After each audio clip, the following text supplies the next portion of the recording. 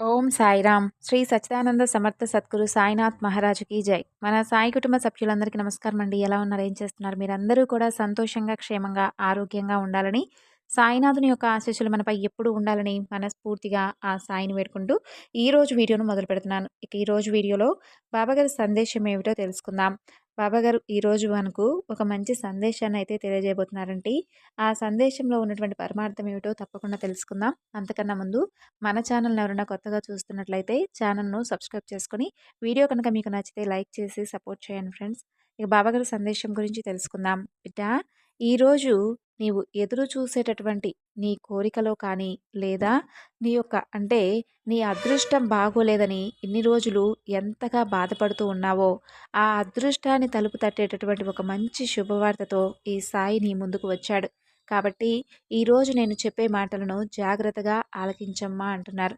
మరి ఈ సందేశంలో ఉన్నటువంటి అర్థం ఏమిటి? బాబాగారు మనకు ఏ విధమైనటువంటి సందేశాన్ని మంచి మాటల ద్వారా మనకొక అర్థాన్ని తెలియజేయబోతున్నారు అనే విషయం గురించైతే ఇప్పుడు మనం పూర్తిగా తెలుసుకుందాం. నువ్వు వద్దనుకున్నటువంటి పరిస్థితులు మారిపోబోతున్నాయి. నువ్వు కోరుకున్న దానికంటే కూడా నీవు గొప్పగా జీవించబోతున్నావు. ఇది నీ తండ్రి అయినటువంటి బాబా ఏస్తున్నటువంటి ఆజ్ఞగా భావించు. ఇప్పటి వరకు నీ పరిస్థితులు ఏవి కూడా మారలేదు. ఎప్పుడూ కూడా ఎన్నో రోజులు కాదు, నెలలు కాదు, సంవత్సరాల నుండి నా పరిస్థితులన్నీ ఇలాగే ఉన్నాయి. కానీ నేను ఏది కూడా నా పరిస్థితులు ఏవి కూడా మార్పు అయితే రాలేదు బాబా. ఎప్పుడూ కూడా ఒకేలా ఉంటున్నాను. ఒకే విధమైనటువంటి సమస్యలను ఎదుర్కొంటూ వాటి నుండి బయటపడలేక చాలా ఇబ్బందులు పాలవుతున్నాను. కానీ నువ్వు మాత్రం వీటికి ఏమాత్రం అసలు ఇప్పటి వరకు నాకైతే న్యాయం చేయడం లేదని ప్రతిరోజు కూడా బాధపడుతూ ఉన్నావు కదా బిడ్డ. నువ్వు కోరుకున్న దానికంటే కూడా నీవు గొప్పగా జీవించబోతున్నావు. నిజం. ఇది నీకు నేను చేస్తున్నటువంటి ప్రమాణంగా భావించు.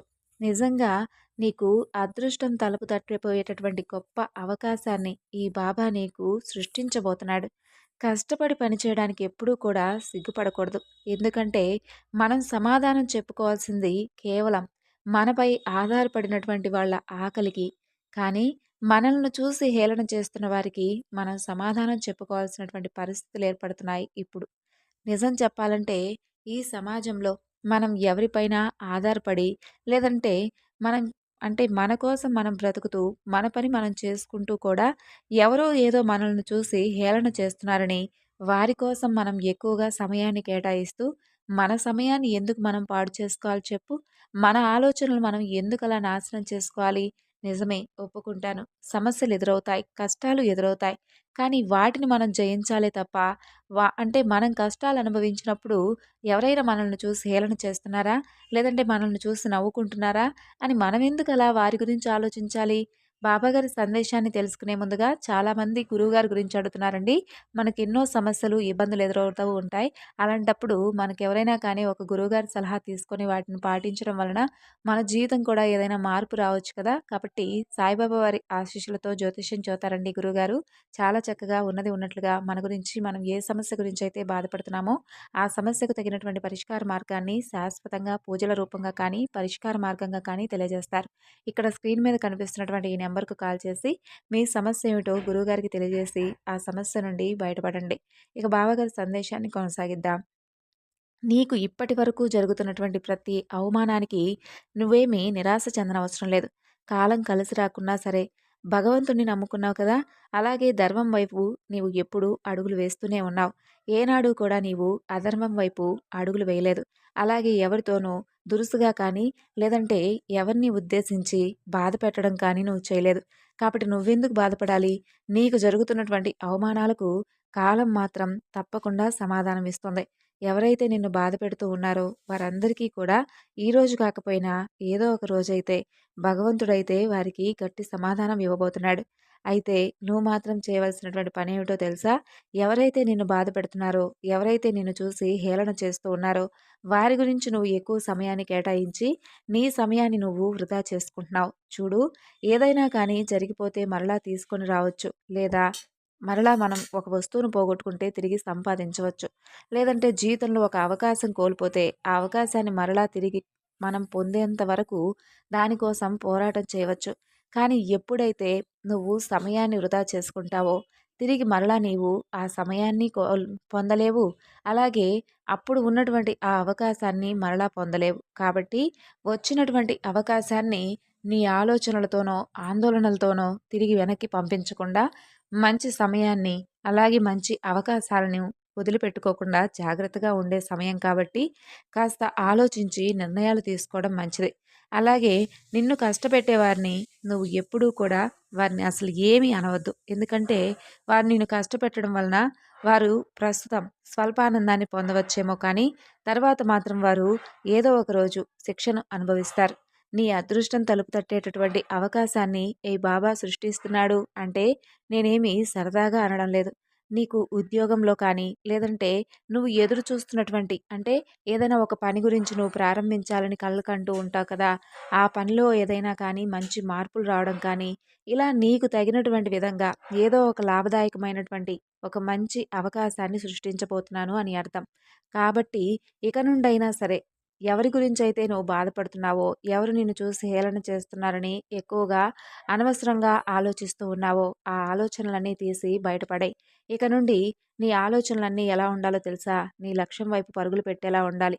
నీ లక్ష్యాన్ని నువ్వు ఎంత త్వరగా చేరుకుంటే నీకు వచ్చేటటువంటి లాభం కూడా అంతే గొప్పగా ఉంటుంది. కాబట్టి నీకు తప్పకుండా అంటే నీ పనిలో నీకు విజయం కావాలి బాబా అని నువ్వు నన్ను ఎంతో ఆశగా అడిగావు కాబట్టి మరలా మరలా చెబుతున్నాను.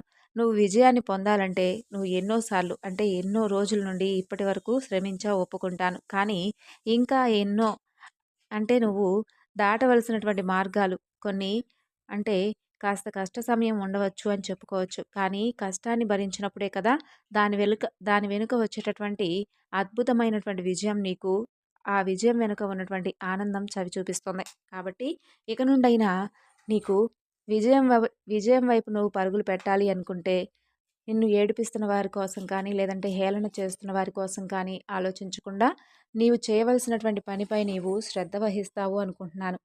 దానివలన నీకు అంటే ఎన్ని ఆలోచనలు నీ మెదడులోకొచ్చినా కానీ, నువ్వు మాత్రం వాటన్నిటిని కూడా పక్కన పెట్టి, ఎప్పుడైతే నేను విజయం సాధించాలి, నా లక్ష్యాన్ని నేను చేరుకోవాలి, నా కుటుంబంలో ఉన్నటువంటి పరిస్థితులన్నిటినీ కూడా నేను మార్చాలి. ఈ విధంగా నువ్వు ఈ విధమైనటువంటి ఆలోచనలతో మాత్రమే ఉండు కానీ, కష్టాలను, ఆందోళనలను, హేళన చేసేవారిని వీరందరినీ కూడా పట్టించుకొని కూర్చుంటే, ఎక్కడ ఉన్నవాడివి అక్కడే ఆగిపోతావు. అలాగే నువ్వు భయపడుతూ కూర్చుంటే నిన్ను భయపెట్టాలనో, లేదంటే నిన్ను చూసి ఇంకా ఇంకా అంటే ఎక్కువగా బాధ పెడుతూ వారు ఆనందించాలనో అనుకుంటూ ఉంటారు. మనం పనికిమాలిన వాళ్ళ దగ్గర మన మంచితనాన్ని నిరూపించుకోవాల్సినటువంటి అవసరం ఎప్పుడూ ఉండదు. కాబట్టి మన అంతరాత్మకు మాత్రమే మనం సమాధానం చెప్పుకోవాలి. అంటే మన వరకు మనం ఏ విధంగా ఉన్నాం? మనం జాగ్రత్తగా ఉంటున్నామా? మనం చేసేటటువంటి పనిలో నీతి నిజాయితీ ఉందా? నిజంగా మనం ఒక పనిని ఎంచుకొని దానికోసం ఎంతవరకు కష్టపడుతున్నాం? ఈ విధంగా మనకు మనం మన మన యొక్క అంతరాత్మకు సమాధానం చెప్పుకుంటే చాలు. మన పని అన్ని విధాలా కూడా సక్సెస్ అవుతుంది. బాధ కలిగినప్పుడు నేనున్నానని, కష్టం వచ్చినప్పుడు నీకు తోడుగా నేనుంటానని చెప్పు. ఆ విషయాన్ని నువ్వు పరిపూర్ణంగా నమ్ము. నీకు నా నుండి ఏది అవసరం లేదు. కేవలం నా ప్రేమ నీకు నిండుగా ఉంటుంది. అలాగే నా సహాయం కూడా నీకు ఎప్పుడూ కూడా తోడుగా, నీడగా ఉంటుంది. అయితే నీవు జీవితంలో స్థిరపడిన తరువాత అంటే ఇప్పుడు కాదు. నీకు అవకాశం అలాగే అదృష్టం అన్ని విధాలుగా నీకు అందినప్పుడు ఒక మెట్టు ఎక్కగానే నీ మాటల్లో కానీ, చేతల్లో కానీ, చూపుల్లో కానీ, లేదంటే నీ ప్రవర్తనలో కానీ ఏ విధమైనటువంటి తేడా రాకుండా చూసుకో. ఎందుకంటే నీ ప్రవర్తనలో ఏదైనా తేడా వచ్చింది అంటే భగవంతుడు 10 మెట్లు కిందకి దింపేస్తాడు. కాబట్టి జాగ్రత్తగా ఉండు. అవకాశాన్ని, అదృష్టాన్ని చక్కగా వినియోగించుకొని జీవితంలో నువ్వు సంతోషంగా ఉండాలని ఈ సాయి నీ నుండి కోరుకుంటూ సెలవు తీసుకుంటున్నాడు. విన్నారు కదండి బాబాగారి సందేశం. ఈ సందేశం మీ అందరికీ నచ్చింది అనుకుంటున్నాను. నచ్చితే తప్పకుండా మరికొంతమందికి షేర్ చేయండి. మరొక చక్కని బాబాగారి సందేశంతో మరలా కలుసుకుందాం. అంతవరకు నమస్కారం. ఓం సాయిరాం. సర్వేజన సుఖినో భవంతు.